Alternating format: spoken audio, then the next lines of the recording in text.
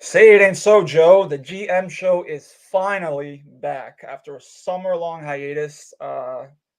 Your hosts, MJ, myself, and Galen are back to bring you more insane sports takes. In this case, probably football. But it's been a long time. We're trying to knock the rust off. But since football season's here, what better time to kind of have so many things to talk about? Um, on the E2G Sports Network via StreamYard. You can watch us on Facebook, YouTube, Twitter. I think that I got all of them. I'm your host, MJ, like I said, along with my co host, Galen, the G and the GM show. How we doing, Galen? Good. The boys of summer are back. Well, The boys of maybe not summer are back summer. for the Maybe not fall. summer. Maybe not Yeah, summer. yeah. But call us the fall boys, whatever. Back just in time, Yeah. transition. What's been a pretty crazy, exciting, down, very anticipatory with football season, especially with a lot of us. I mean, we definitely heard and seen a lot play out. Seems like it's been forever now since we last taken to the airways, but yeah, like you said, we're back and we're back just in time. With football literally staring us right in the face. Beautiful time of year. Christmas Mhm. coming early for a lot of us. Yeah, man, I couldn't be any more pumped and excited these days. This is the best time of year. A lot of people give me flack. I'm not a big summer guy. I can't do the heats. It just makes me feel like, especially Hence the way this summer your went attempt up to north. call your new home as of a couple years ago, Arizona, and Yeah, before I that's could why I even thought blink about it. an eye, here I am, like, being told and given the heads up that you are going to be finding your way back. Pretty Yeah, wild. no, So you're it not one was. for heat. I'm not Or one for the heat. I'm one for like the spring, fall, like autumn type of season. Maybe a little bit because of holidays. But the heat is it just beats on you, and it's terrible. But this is the best time of year. Obviously, the last time you guys saw us was probably we were doing the Celtics preview shows for the Celtics finals, and it was fun while I was on. I wasn't on for all the shows, but obviously it was disappointing end for the Celtics. But we'll definitely get into that as NBA season starts to come about. But this, like I said, today's show is all about NFL, NFL, NFL, and more NFL. Because a lot's happened since we've last, even talked a word about anything that happened during the draft, off-season signings. Um, and we've seen a lot of go on as far as obviously the moving and the moving around of highly named quarterbacks just like Russell Wilson, Matt Ryan, um, obviously Devontae Adams in Las Vegas, almost at Oakland. And it seems as though the AFC West is going to be a team to beat. And obviously, there's a lot going on with Lamar Jackson. Will he sign his contract extension before the deadline of the new year? Will he kind of bet on himself like his former his predecessor Joe Flacco did prior to the 2012 season, and ended up winning a Super Bowl that year. There's a lot of things that could change this season. Obviously, will the Bengals follow up their Cinderella season with a repeat of success, or are they going to have that Super Bowl hangover and kind of go down? There's a lot of things to touch up on, but what is one like I want to say one storyline, but what have we learned so far this off season? More importantly, training camp with all the preseason games, practices, just in general. Not I know we're all New England. Well, not we all. You and I are Patriots fans, so we kind of look at the Patriots a little closer. But just in general, of what you've seen from joint practices, games, what people are saying. What have you learned taken from this training camp? Not very much, to say the least. At least that's how I see it these days. I feel like it's very disheartening, very much in flux, confusing at times. But being a Patriots fan these days and the whole prototypical model of all these years in Bill We Trust, I feel like let's pump the brakes. I think that's clearly in the rear view. Especially these days. He's been kind of knocked down, I would have to say, a peg or two. Especially when people, again, just time and time again, lobbying how much of a genius he is, how much ahead of the curve he is when it comes to, roster building, decision making, um, him be able to coach guys up literally year in and year out. But I feel like now what's happening is we're seeing um, a couple of things, right? So number one, I feel like we're seeing the game very quickly catch up to him, and in some cases, dare I say, pass him by. And number two, I feel like we're kind of just seeing him just not really live up to his whole genius of a label, because I feel like, if you're such a genius, I mean, geniuses at times probably feel like they're invincible and they can, you know kind of just do everything, uh whenever needed. But I feel like also too, geniuses start to kind of adjust, and I guess look to supplement at times, um, to offset their strengths and weaknesses, and know when it's time to kind of pull back the reins a little bit and kind of maybe give some responsibilities and show faith in others, when the time is right. And I feel like, that time has been like no other. Like, for example, this year, in the offseason, and obviously losing the likes of Josh McDaniels, the whole, decision making, just the whole, I don't know, choice in terms of, like, his coaches, his supporting cast, to kind of keep the the the the show moving, right along, and just make things seem seamless. It just feels like it's been very ungeniusly like, and I feel like, if anything, it's been him coming across very questionable, a lot more than ever, with some of his decisions, a la Patricia, a la Joe Judge. And I feel like because of it, I mean, it just seems like Bill is okay with being the man and not quite facing the reality, the hard reality of, like, all right, you know what? I'm gonna humble myself. I need a little bit more help. I need to take on a little bit less of a role, as opposed to insist on once again stretching himself so thin. Yeah, so I feel like with Patriots, we haven't really learned much other than, what seems to be staring us right in the face, and that's Bill Belichick's often stubborn self and ego.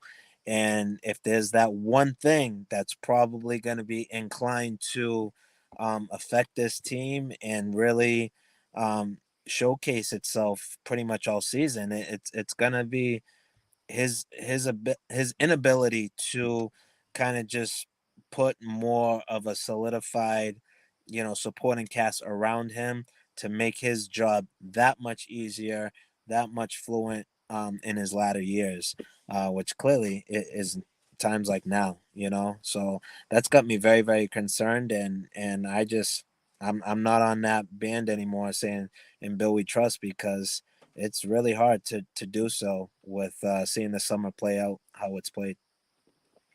Yeah, I mean, when it comes to, I have one for that's non-Patriots, but when it comes to just the Patriots in general, it hasn't looked. We're used to years of years past. Obviously, 2020 was a different year because we never really have any preseason to go off of because this was a COVID year.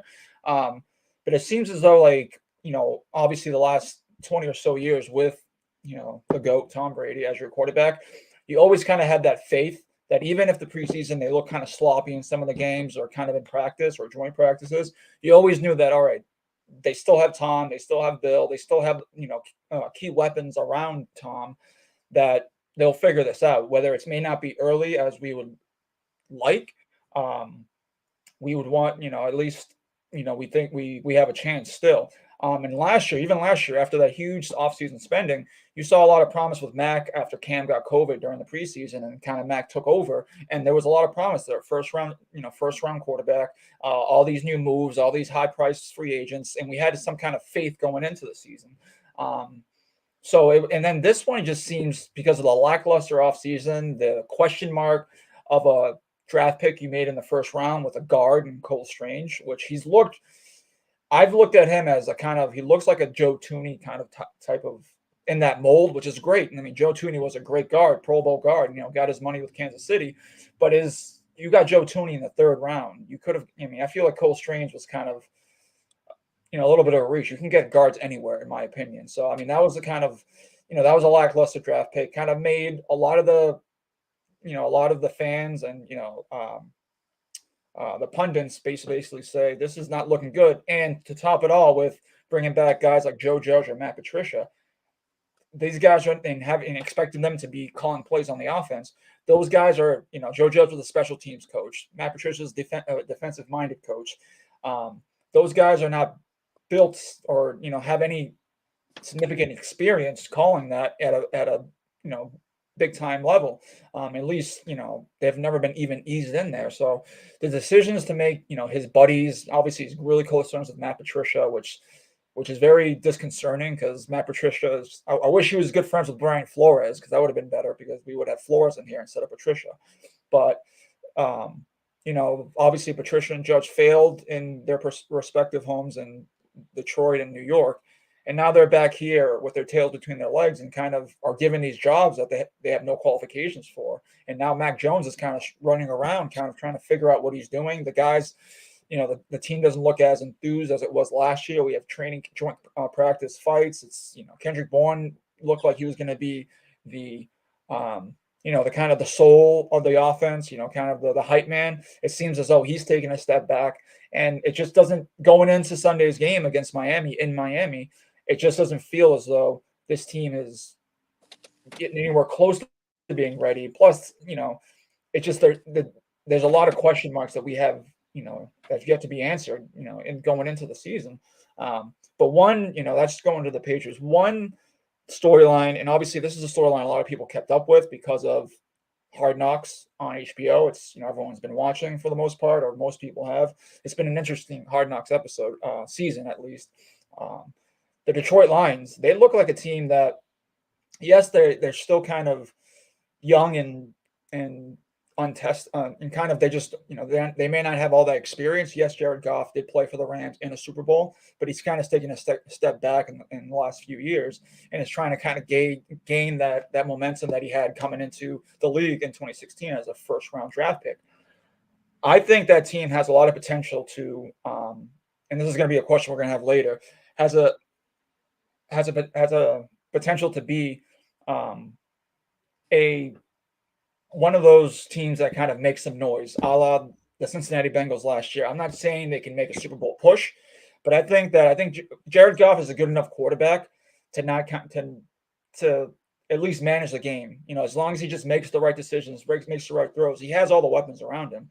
DeAndre Swift is a guy who a lot of people, you and me included, have been loving his prospects, especially as if you talk about fantasy football. He's going to be a star for that offense. And guys like Amon-Ra St. Brown, DJ Sharks coming off an injury. He was a productive receiver for Jacksonville. And once you get Jameson Williams, I think he can make that kind of impact that Odell did for the Giants in 2014 after he came off the PUP list, as long as that ACL is at least mostly healed.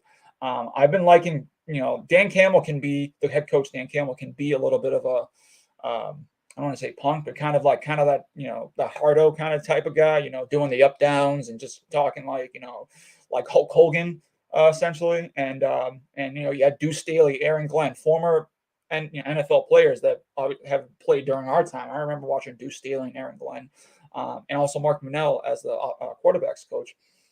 I just feel like there's a little bit of a buzz going on there, and I'm not saying they can overthrow the Packers or even overthrow the Vikings, but I think that's a team that has all the makings. And plus, you have Aiden Hutchinson, Charles Harris, Michael Bruckers on defense that are very good pieces on that line that can kind of cause disruption. The only question I would have is the offensive line, if they can stay healthy. But I definitely that's a team that I'm definitely going to be paying attention to this year, as long and kind of seeing how they kind of progress. Obviously, Jared Goff is in a make or break year. If he can't do it, then they're going to have to look at their options at quarterback next year in the draft. But just for this season, 2022 season, I'm really liking the what that team is looking like and what they potentially have to offer. And I don't want to say wide open NFC, but if you look at the AFC and the NFC, there's more chances of teams. There's more. It's you can. There's a few teams that you can kind of say that has a chance to compete. Um, in the AFC, you're kind of loaded with all these teams that have a chance. There's more. It's more of an open field than NFC. I feel in my mind this coming season. Um, but this is kind of probably playing off of the same thing we just talked about, what we learned. And you went the Patriots, I went the Lions. Those are two things that I've been kind of interested to see how it plays out. Obviously, there's a ton of other things that I could think of, but we only have an hour, so I don't want to ramble on, and then we find out that we have no time for our season predictions, MVPs, Super Bowl matchups. We're going to give you guys all of that. If you guys have any questions, concerns, anything you want answered, feel free to comment in there. We'll get there as soon as possible.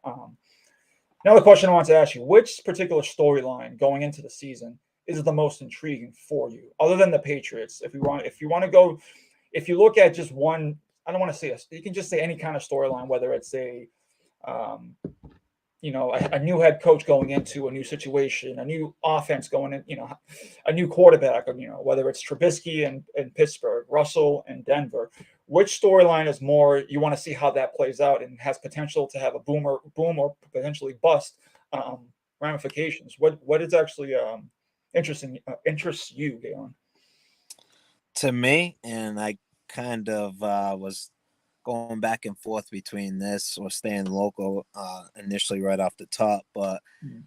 I mean, how is it not the golden boy, your boy, Tom Brady, uh, the Yeah, invincible one? you know, could it be that this guy um, could very well turn out to be human at the end of the day? And I say that because obviously, word on the street very recently being reported, it seems like there's a little bit of trouble in paradise. And I feel like where Brady has been Brady all these years, and it seemed like he really virtually hasn't been thrown off, the least affected, at least on game day on the football field, where he just continues to prove people wrong. All of his doubters, um, him doing the unthinkable more and more these days, the last couple of years. With him getting older and older, and just the years continue to pass him by. But again, not on the football field, right? I mean, if I told you Tom Brady was the age that he was, but yet you still see him basically pacing the quarterback position year in and year out, or pretty close to it, and putting up huge numbers, you would tell me like, yeah, okay, get out of here, kick rocks. You're a super Brady fan, but I'm really not. It's just like, and listen, like, I'm not nearly as much of an advocate as I once was for him. But let's face it. I mean, Brady is pretty much godly like, on Sundays, or whenever he takes to the field. Uh, Virtually nothing has derailed him in his mental state, but with a little ruffling of the feathers and him just not being able to stay away from the game, like what we thought we had seen just months back with him retiring, only to come back shortly thereafter in short order. I mean, and now Giselle apparently taking off to whatever paradise sort of vacation by herself, and leaving Tom just back here doing what you really love above all, and that's the game of football. I'm really wondering, I don't know about you, but I'm really wondering um, if this is going to end up catching up to him and really playing into his whole mindset, his whole effectiveness, you know, onto the field. I mean, is this going to be the one thing to potentially kind of get the better of him? And if it does, I mean, are we going to see the same Tom Brady? Are we going to see the same effectiveness on game day and him just coming through and doing what he loves at the highest level with the best of them, literally? I mean, I'm really wondering if he can survive this, then this guy is just no questions asked, made of steel. He's stones, and wow, maybe he is just unbreakable from an NFL standpoint, because when it seems like the marriage is on the ropes, he's getting obvious pushback, from reports, through the media and stuff like that. I mean, this is going to be very, very telling. And I think probably his most challenging task, really having that ultimate balance between, you know, struggling to stay away and just walk away and stay away and just put his career down for the sake of just, I don't know, doing right by his family and just like, hey, you know what? It's time to just enjoy you guys, my wife, my kids, or whatever. Okay, I let's face it, he can't move the needle any higher. So it's almost like part of me is just like, I can't blame what's going on with this pushback and what's being reported in his whole personal life. But I just feel like I don't know, Tom Brady, it's like a sickness. He can't help himself. I think it's obvious. And could it be that he's picking the game of football as opposed to just keeping the peace at home? Like they say, happy wife, happy life. Well, with Tom Brady, it seems to be the complete opposite, playing out right before our eyes. And I mean, what's next? Could the inevitable happen? Could it really all come tumbling down, off the field? And could this lead to a breakup, or dare I say a divorce? I mean, that's got to be, at least for me anyway, extremely beyond intriguing. Like, I'm waiting for it. I just need to know what happens next. And if they manage to keep it together, how is it going to play out and affect him in the Bucks this season? I think that's just wildly interesting, from a storyline. I mean, that's a big one because obviously Tom Brady, he has obviously won a Super Bowl with everything going on with his mother back in 2016, 2017, going through cancer treatment. So that definitely was tough for him. But this is a different ball game with obviously the way he handled his whole retirement, coming back, ousting Bruce Arians. It's a different Brady than we all know him. And maybe this was Brady his whole entire time. It was just basically Bill was keeping him closed in. But yeah, that's definitely the Bucks. There's a lot going on. There's a lot of intriguing. They have they have the oldest team in the league, so it's kind of make or break for this team. This is kind of their last. This could be potentially the last rodeo because I have no doubt this is definitely has to be Tom Brady's last year. If he wants to save his marriage and all of that, then he's definitely going to have to make some decisions at the end of the year that's going to be long lasting. But um, before I get to my point, just want to mention that we are on the E2G Sports Network via StreamYard. You can watch us on Twitter, Facebook, and YouTube. I know we did get a question from E2G founder Buddy. I'm going to get to that after I get to my just intriguing storyline real quick. When I look at, as far as one of the biggest intriguing storylines that I've seen play out, going all the way back to March, is the sh- the shift of power in the AFC West. For years now, since 2018, we thought that the way Mahomes, Kelsey, Tyreek Hill, we were under the impression that team was supposed to be the next big thing, and they kind of proved it for 4 years, where they were kind of dominating the competition. It looks like they were going to win not one, but two, but three, but four Super Bowls. Mahomes is already being touted one of the best ever, or getting up there.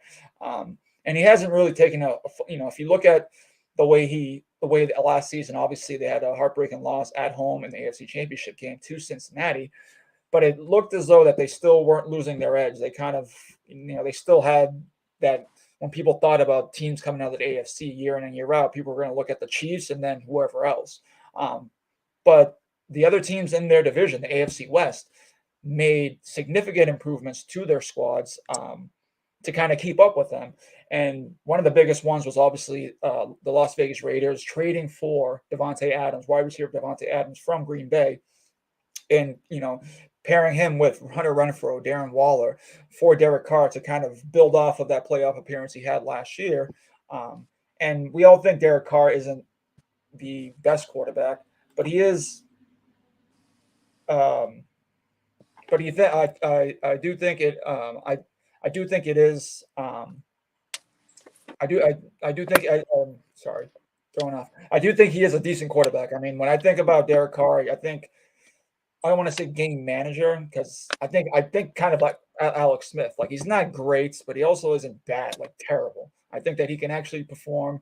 Um, at a decent level, and if you give him all the weapons around him, we'll see what happens with the defense. Max Crosby and Chandler Jones look like terrific adds to that defense. We just got to see how they do in the back end of that defense. But I think they made a lot of strides just to keep up scoring at least with the Kansas City Chiefs.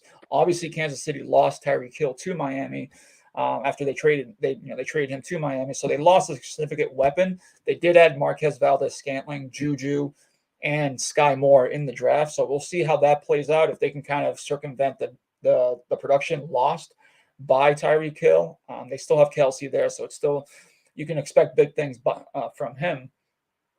But the team that I actually think is going to overstep and oversee the Kansas City Chiefs is the Los Angeles Chargers. If you look at that team from top to bottom and all the moves they made in the offseason with Khalil Mack, adding J.C. Jackson, um, you know, just going along with the nucleus they already had, they had they have one of the best offensive lines, if not the best offensive lines in the NFL. Justin Herbert seems to have made that next step up to being a borderline elite, if not elite, after this season quarterback. And they have the Oh, offensive he's weapon. elite. You had Yeah, it right. He's yeah, no, elite now. if that's He's what I'm an saying. elite So some people right may now. argue that he still kind of has something to prove, but I think that he is there. I mean, he proved it last year. Obviously, what happened in the last game, the way their head coach Brendan Staley managed that game, kind of cost them a chance at going to the playoffs, and we would have seen him perform under the lights. But given having said that, we still and he has great offensive weapons. Eckler. Um, you had depth with Shoney Michelle, Keenan Allen, Michael Williams, Joshua Palmer is a guy who seems to be catching on, can be the third wide receiver.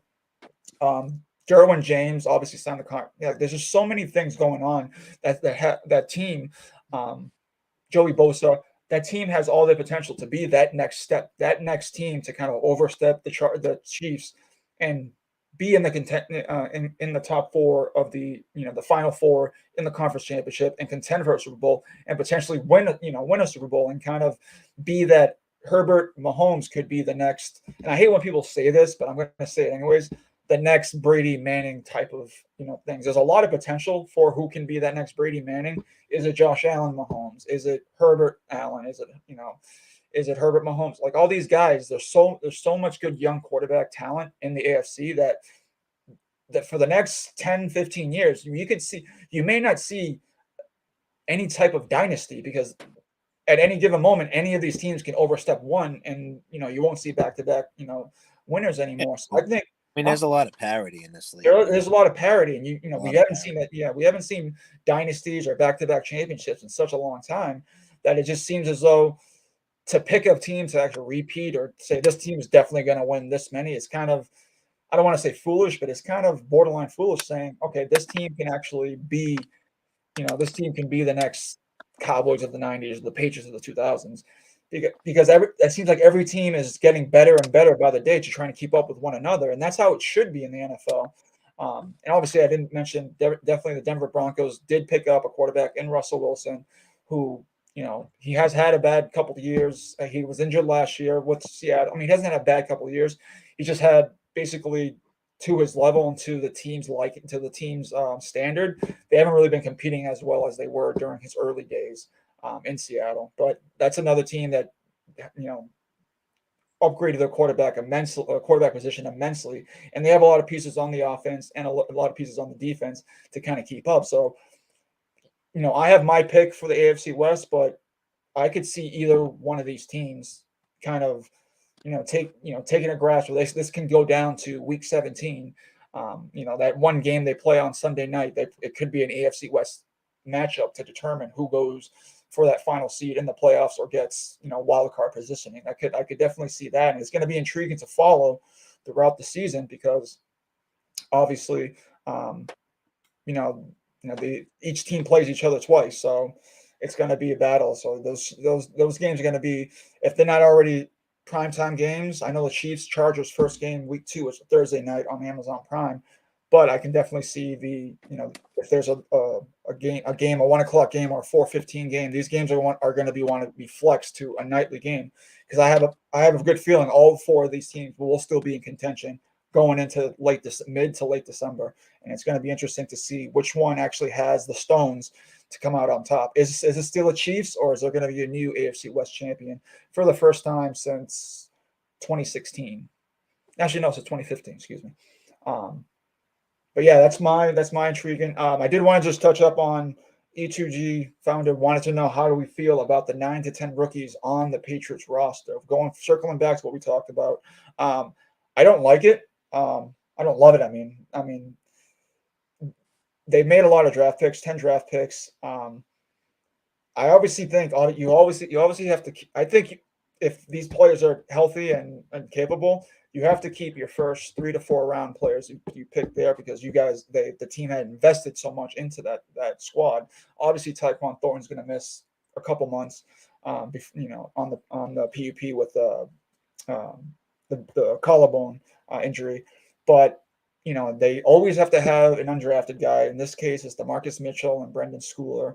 Um, and they always have to and they have Cole Strange. Obviously, they kept their late round pick other guard Jason Hines, who we don't really know much about, and obviously the Marcus Jones and Jack Jones, which from what I'm hearing from camp, a lot of the Patriots like him as their second cornerback opposite Jalen Mills going forward. Now, Jonathan Jones, it looks as though he's going to be the outside corner for this week's matchup because they probably feel that Hill and Waddle, you're going to need that. You want to kind of keep up with their speed.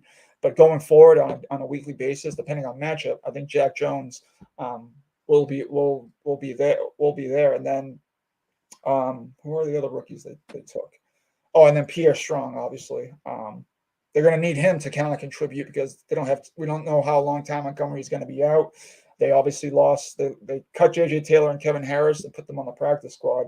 James White is isn't isn't coming isn't obviously retired. So um, it looks like they're getting younger and hopefully quicker. But as far as the inexperience, it's obviously going to be kind of disconcerting going, forward. They can only, I mean, they're obviously going to have to gain experience during the season. But as far as compared to the Patriots teams of the past, it's a different era right now. We're going with a lot of young guys, a lot of young kids who are not really battle tested, or kind of have to get their feet wet and kind of fall down before they get back up. So um, I don't, let's hope that they hit on these draft picks. They don't have a good track record of hitting on their draft picks. So what do you think about having so many rookies on the team, Galen? I mean, to be honest with you, I mean, it's never really sounds great. It's probably not even a lot of teams' preferred route. But when you look at New England and what's playing out, just in the recent past, I mean, look no later than just last year, especially. I mean, this team was clearly old, on the back nine, uh, throughout the defensive side of the ball. So they were old, they were slow. There was very little athleticism. So the fact that you have so many rookies, just coming on board, you know, whether it's been directly designed, from the draft. These unsigned rookie free agents, like you say, the streak remains alive there. Signing people, maybe from other teams, cut down day, practice squad, you name it. I mean, I think it's pretty clear what they're looking to do. They need to find in a hurry the fountain of youth. They have to get younger, faster, more athletic throughout this team, but especially on the defensive side. And I feel like a big part in doing so, you have to, keep, a lot of these guys in the draft. You have to maybe, just keep the streak alive by signing these undrafted rookie free agents. But however you feel, you might be able to pick up the pieces and just start, improving and upgrading the roster on the fly. That a lot of time is gonna come at a cost, and in this case, you got an extremely young, built roster, for obvious reasons. So I feel like, especially here in New England, as opposed to, elsewhere or the majority of the teams throughout the country, it's really warranted here. So, I mean, I don't feel great about it, but I do realize that that's probably um, gonna help this team fast track itself is by taking, maybe a few too many chances. They're not all gonna hit, but if you can hit on a couple of these guys, hopefully even a few, considering the current state of the roster, then I feel like that's clearly um, could work wonders and really help to expedite the process. So definitely, it's kind of it's kind of needed. It's definitely, I feel more appropriate here in New England. Just to make sense of, all these guys. They you gotta hit, and you need to take chances to, because here in New England we don't want to wait. Let's face it. We're used to winning. We want to sustain that, and this is just, I think, this is their really most logical course of action when it comes to building on the fly. I really, really feel in my heart of hearts that we've been left currently with no other option, really, no choice. Yeah, I agree. There's nothing. I mean, you want to see a youth movement, but you just would have wished you would have hit on those picks that you took when you were with when Brady was here, and those Right. guys would have flourished by now. You wish you would have hit on those guys.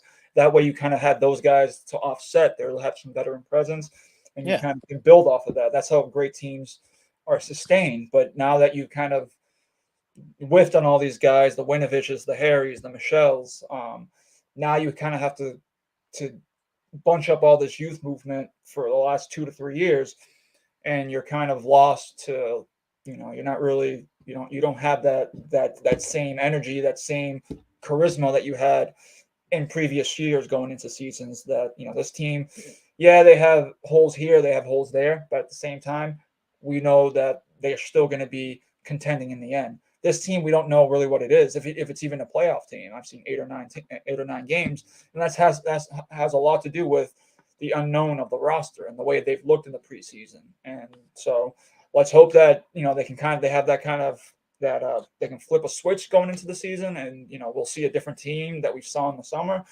But I'm not going to hold my breath at this point. I still will follow, I still will cheer, but I'm not going to really put all the card, put all my eggs in one basket with this team just yet. Um, but going back Right. to I will say, just to wrap up, what you were just saying.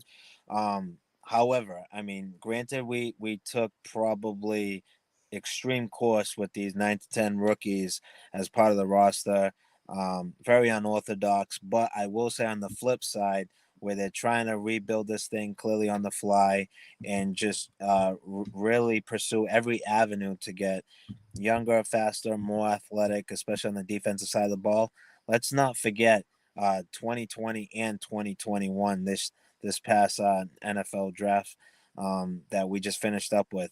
They are coming off of two positive draft classes where I feel like that's gonna too help to expedite the whole retooling on the fly. I mean, guys like Ramondre Stevenson, obviously this year's Taekwon Thornton. There was a lot of positive reports coming out of camp, before he went down. Even Cole Strange, hey, stop me if you haven't heard this one already. May have been a little bit of a strange pick to some of us, but I think ultimately this kid's gonna turn out to be, pretty damn good pick. Even though some people feel like, that too was a reach. Barmore last year, I'm expecting huge, huge things from that guy. Loved what he showed last year. Anyone seen this kid play down in Bama? I mean, this kid was an absolute force. It was just a matter of, is he going to give it his all? Is his head going to be, you know, um, is his head gonna be, really with the program, and from a maturity sense, are you gonna be able to keep this kid engaged and just fall in line? I feel like we already made major strides to him answering just that. He was very good, very consistent, very reliant, and I feel like already the improvement over the first year and into this off season at camp and stuff like that. It sounds like they got an absolute steal and a gem with him. So expect a huge, huge, major step forward there. Let's face it, there is a lot to like, and I feel like they've done a good, really, really good job recovering these last two NFL drafts. Yeah, let's hope that they can kind of build off of some of the production we saw from Barmore, James Jones, and Stevenson from last year, and hopefully they hit on some of the guys that they took this year. Um, but you're watching the GM show on the E2G Sports Network, presented by StreamYard. You're on StreamYard right now. You can see the show on our YouTube channel at E2G Sports, on YouTube, Twitter, and Facebook, and on our personal Facebook accounts as well.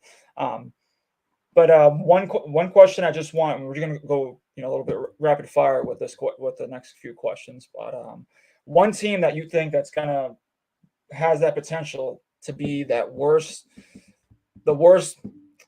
that can take the jump from worst to first, just a la the Cincinnati Bengals of last year, and obviously other teams of the previous years. But what team do you think that has that has that edge, or has that kind of that look that, okay, they didn't have a great year last year, but they made some moves in the offseason. Their training camp, their preseason, they kind of look like they have some potential to kind of make some noise throughout the season. And just to give a quick recap of the teams that finished last year, those were the New York Jets, the Baltimore Ravens, the Jacksonville Jaguars, the Denver Broncos, New York Giants, Detroit Lions, Carolina Panthers, and Seattle Seahawks.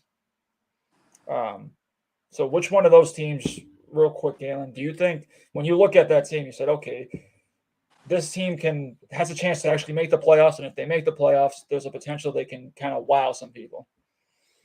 Yeah, I think this isn't really one really to think much about, because the way I'm going to answer this is realistically, what are the chances to go from worst to first? And I think honestly that would have to go to the Jacksonville Jaguars for a couple of different factors.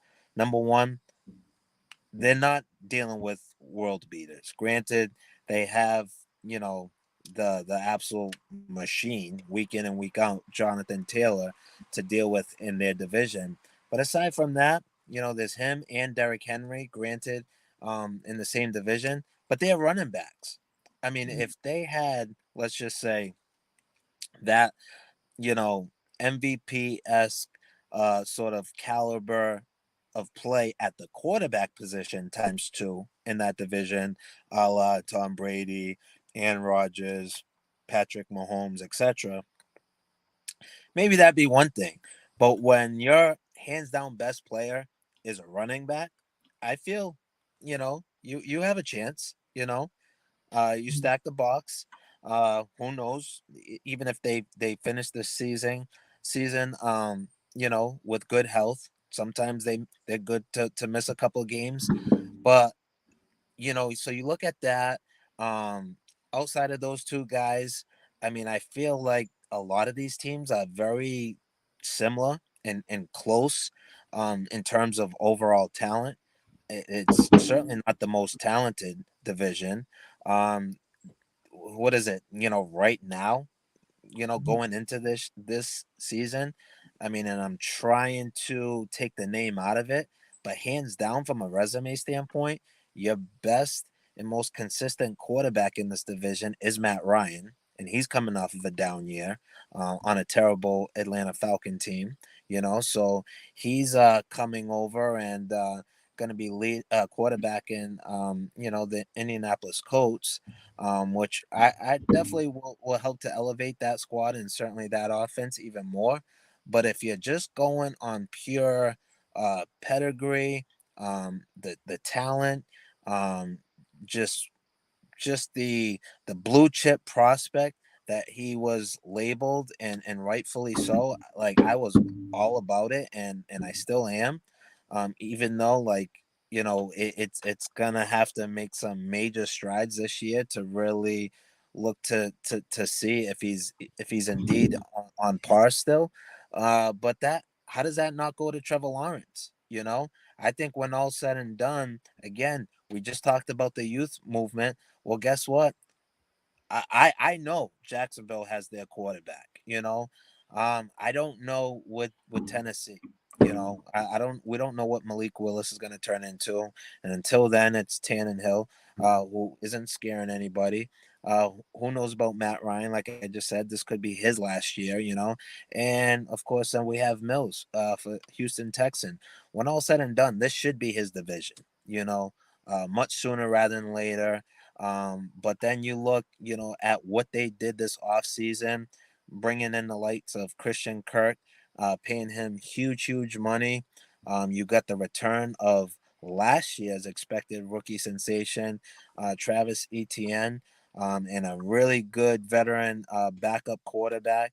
Could turn into be a 1A, 1B sort of tandem with Robinson backing him up. And certainly the coaching, head coach, and the coaching staff, to supplement the talents of Trevor Lawrence and stuff like that. I think they have a much better nucleus, both on the field and as a team. When getting the proper coaching and putting the right system in place for these guys, Lawrence and company, to succeed. So I think, if some of these things do come to fruition, I expect for them to be in the mix. And unlike all the other sort of trash that you just named a few minutes ago, it wouldn't behoove me at all if they made noise and an injury or two happened to kind of slip up all in the same division, and put them at least in position to maybe get in on a wild card, if not potentially maybe be in the running to steal this division. I wouldn't rule it out, but I think they're the most likely for obvious reasons. For me, I don't think it's. I don't say they're most likely. For I was gonna go with Detroit, but when the question is worst to first, so I don't. I don't think they. I mean, they can make improvements, but do I think they'll overthrow the Packers? I don't think so just and yet. that's And why I didn't go with Detroit, because I'm mhm. also too considering like the most likely. Packers. I think they're gonna be a problem. There was a huge separation between last year, them and some of these other teams, and if it's not them, it very well could end up being the Vikings.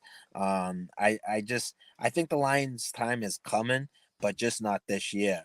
But like I said, those two teams, respectively, also both quarterback and wide receiver base, or in Green Bay's case, the running game. I just don't really think that it's Detroit's time this year. But like I said, the Colts, Tennessee Titans, Houston Texans. I mean, some of these teams, like, they're basically going with Derrick Henry and not much else. They're going with JT and maybe to a lesser extent Pittman, but not much else. You know what I mean? So I don't know. I just get a sneaky good feeling, and an optimistic one at that, with Jacksonville. Yeah, for me, I'm gonna go with the Baltimore Ravens because we don't know what's going on with the Browns, and the Steelers are kind of up in the air with their quarterback position. And obviously, the Browns have 11 games without Deshaun Watson. Can Brissett really tread water in that meantime? Um, and then obviously, then that would just leave them competing with the Bengals, which I think the Bengals still have a good chance of winning the division. But if I'm going to look at teams that actually have a chance to overthrow last year's division winner, you can't look any further than the Ravens. I think the Ravens. A lot of people look at Lamar Jackson being overrated. I don't think he's overrated. I just think I don't know. I just maybe what's around him, but I feel like with Dobbins back, you got Kenyon Drake, Andrews, maybe Bateman and Duvernay kind of take that next step. I think that team can actually go make. I'm not saying he would actually duplicate what Joe Flacco did in 2012 when he, bet on himself and kind of took the Ravens through the playoffs and won a Super Bowl and earned his money. I'm not saying that's what Lamar Jackson will do, but I think if any other team that I've mentioned, the Ravens have the best chance. The Seahawks, definitely not. The Panthers, they may have a better quarterback than Sam Donald, but not much better. And then obviously the Giants, the Broncos are another one, but that one, like I mentioned earlier, I don't even like. I have a first team, but that could also change. It could be the Broncos, it could be the Chiefs, it could be the Raiders. I don't want to put all, especially with Russell in a new system. And then the Jaguars, I think there's going to be some improvement with the Jaguars this year with the new regime in coaching and Trevor Lawrence having at least a year under his belt. Um, but I just think it's still going to be the Colts or the Titans taking over there, and obviously the Jets. We don't know if Zach Wilson's how long he's going to be out for, and the Bills just seem to be the class of the AFC right now, the class of one of the top teams in the NFL at this point. So I got to go with Baltimore for mine. But the other teams, Jacksonville, Detroit, I are think definitely the ones. I think that's you kind of playing it safe because I Yeah, feel like if it was any other year, I mean Baltimore, more just like us here in New England, we're accustomed to them being like a contender, you yeah. know, just about yearly. So I mean, I don't know. I guess I was hoping and wanting you to take a little bit more of a bold Well, I was approach. gonna go Detroit, but I'm looking at. I mean, if we want to say worst to close to first, maybe Detroit can be that team. But like I you don't know. said, like the worst to first. There was an extreme gap last year in Yeah, that, so it's like I mean, but the and I Cincinnati like them. Bengals had the fifth overall pick in 2021 draft, and they Yeah, kind of wowed everyone and kind of both did what they did throughout the season, took the division title, and then made a Cinderella run to the Super Bowl, and right. were one drive away from actually winning it. So I just that's basically what I think. But if I could see a team, it could be Jacksonville, just like Joe Burrow in his second year did it. Trevor Lawrence can do it in the second year. Who's to say that Jacksonville can't have a Cinderella team? That's what's great about the NFL. There's so many teams, and obviously we saw it 21 years ago with our own New England Patriots. No one thought the Right. Patriots were anything, and you just get obviously you got to get the right breaks. A lot of luck plays in, but if you minimize the mistakes, you have a chance, and I hopefully don't know. some of these I teams mean, have.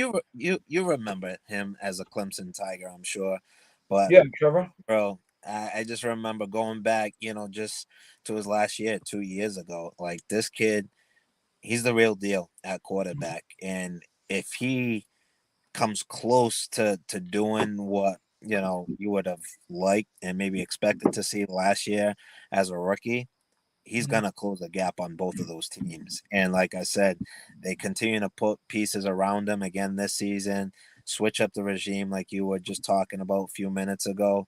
I mean, I just feel like they're lining things up to potentially be in the mix and be in the mix in a big way sooner rather than later. I'm really excited if I'm a Jaguars fan. I kind of like where they're going. All right, so we're gonna go. We have a few minutes left. We have about 6 minutes left. We're gonna go rapid fire with some predictions of going this season. So I'm gonna start with you, Galen, with the MVP discussion. There's a lot of potential new at MVP. There's a potential old timers, and I'm including Mahomes in that old timers club, even though he's not old, but he's won it before. So we have Mahomes, we have Josh Allen, we have Justin Herbert, we have Joe Burrow. There's a lot of guys.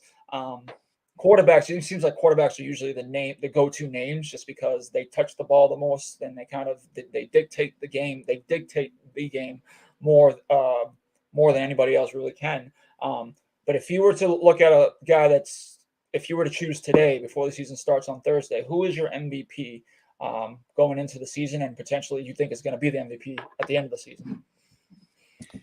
Um, I'm kind of torn between two guys. Um, but I feel like I should go with the safer of the two. Like you said, a little earlier, you gotta love, the huge strides that were taken last year, what they were doing as an offense, them continuing to just build that system that they have out west. But something tells me not to rule out Herbert. I'm gonna go with Herbert. Like you said, a lot of times it goes to the quarterback position.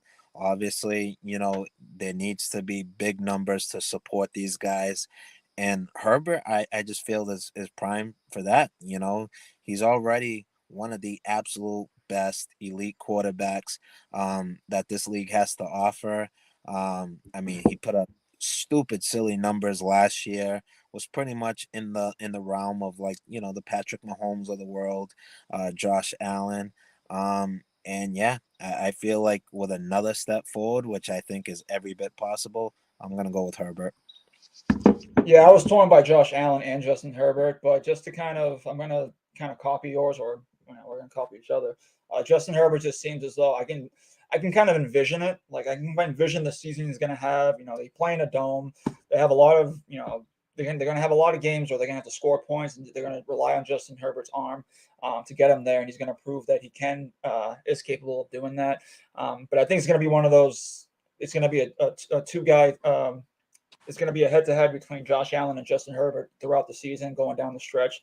And I just think Justin Herbert will, because he's a newer face. He's going to propel the Chargers into, I'm going to say, the postseason. And I just think he's gonna make a lot of strides that are just going to show that this guy is the real deal. And Josh Allen already has done it, and I'm not saying he can't do it again, and he can't be that next level MVP. I just think for this discussion, I have a feeling that Herbert's going to have a slightly better campaign that will earn him that MVP um, reward.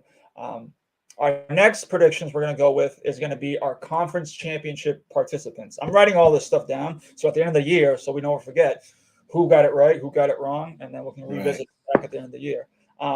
Who do you think is going to be in the four teams, two NFC, two AFC, two NFC? Who's going to be the final four teams to go and play in Super Bowl 57 in Glendale, Arizona at State Farm Stadium this season?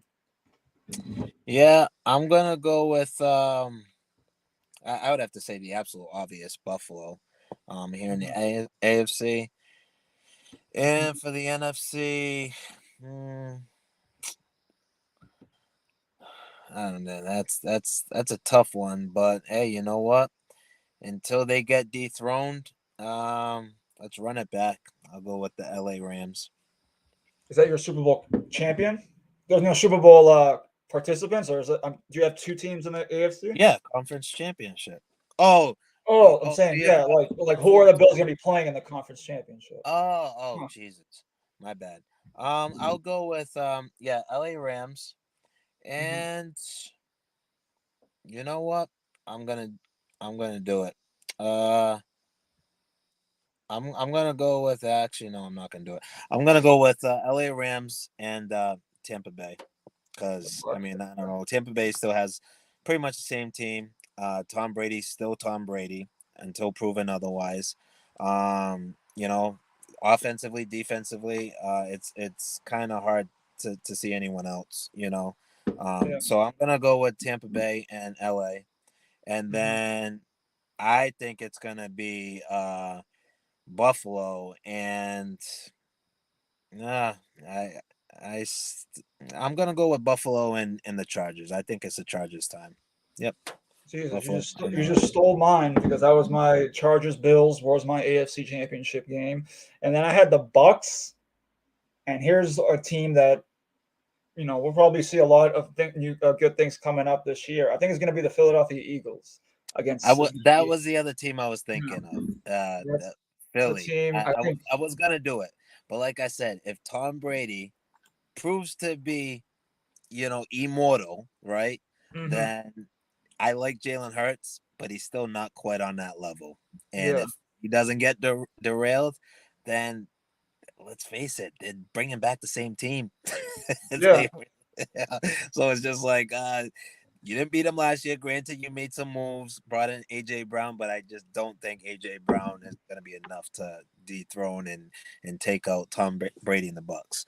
But if it wasn't them, I was going to go with Philly as well. So great selection there. And then you already picked your Super Bowl matchup. You said Bills Rams. That's your go-to.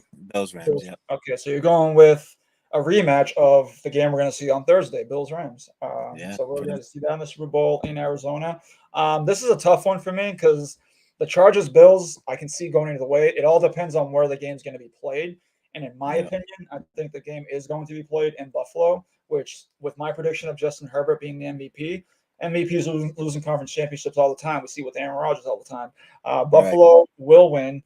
And then I'm going to take Tampa Bay for the NFC. I know it's the boring pick. People are going to get so tired of seeing Tom Brady in the Super Bowl, but I just think that is where he belongs. This would be if he makes it to this Super Bowl, he would be the only quarterback thus far that's always started in every Super Bowl played in that stadium. He played in Super Bowl 42, 49, and the third time around he's playing that in there again. So Tom Brady, that's when it comes to Super Bowls, he belongs in that stadium. The first time around wasn't the prettiest, and it wasn't we don't like to remember it, but the second time around he kind of made up for it. But I think it will be Buffalo and Tampa Bay in Arizona. And when I think about the actual game itself, how it's going to play out, as much as I love Tom, and I think he has had the best, is the most successful quarterback of all time, the most accomplished, the best quarterback, and some people might say the best football player. That's a discussion to be had when you think about actual football player. But I think it's the Bills' time to kind of overthrow, and that would be a great story for Buffalo to actually get to the Super Bowl against its old nemesis, who's owned them when he was with the Patriots, and do it in Arizona and get their first Super Bowl win and kind of erase, not really erase, but kind of make up for those 1990 to 1993 years where they just couldn't catch a break. So I'm choosing Buffalo as my Super Bowl 57 champion. If I just want to say MVP, I'll have to go Josh Allen just because that's usually where it goes. It didn't go last year. It went to Cooper Cup, but primarily it's the quarterback that gets it. So Right. yeah. So what about your champion? And my champion, for going with that, I don't know. Again, I just think it's the Bills' time. I love the Bills. All in, real life, fake life, a la fantasy. I think it's the Bills' time finally, and there won't be any, you know, Kelly, John Kelly, get in there and keep getting there. Jim Kelly. I'm sorry, John. Did I call him Is it Jim John? Kelly? There won't be no get in there again, get there a third and a fourth time, and then go over. Nope. Once these boys get there, they're gonna start to rewrite that script, Yeah. on the biggest stage. And it'll Uh, be great. It'll be a great story too for the city of Buffalo, who obviously had those tragic shootings earlier in the year in right. Buffalo. And I remember Josh Allen and the team going to support the victims and just kind of reach out to them. So um, it would just make for a great story all around Full for that circle. team to kind of bring a championship finally home to Buffalo, a team that and a city that a lot of people make fun of because no one really likes going to Buffalo, but they do love their team. Their Bills Mafia Oh, loves they're their hardcore. team, and They're they're hardcore. hardcore, and they deserve this one. I'll give them this one as a Pats fan. I'll give them this one. After that, you can call it one and done in my eyes. But yeah, I think that's gonna do it for our show tonight. So we're back every Tuesday at we agreed at 6 o'clock, right, Galen? 6 o'clock, 6, 7. What Yes, works for you? sir. 6. All right, 6 o'clock every Tuesday. We'll recap The first week will be in the books by that time of the NFL. We'll look at that. We'll get into some. We're gonna do a little bit of fantasy segments going forward. We weren't able to do it this week, but going forward, we'll touch up on some fantasy topics and get if you guys have any questions or concern, any questions you have about your fantasy team, who to start, who to sit, who to drop, who to trade. We'll be here to answer those for you. But that's going to do it for us today. For Galen, I'm MJ. Thank you for joining us. Make sure to follow us at E2G Sports on Twitter, Facebook, and YouTube. You can follow Galen and I as well on Twitter and Facebook and our YouTube channel at MJ at E2G Sports. And you're at Kevin, what was it, 75? Yeah, Keep come on. Yeah, come on. KEVON 75 on Twitter. So you give us a follow. And if you have any questions throughout the week, make sure to drop them in there. We'll be sure to try to answer those next week. So I hope you guys enjoy the first week of football and enjoy the rest of your week. All right, guys, take care. I'll talk to you soon, Galen. Adios. All right. Yeah.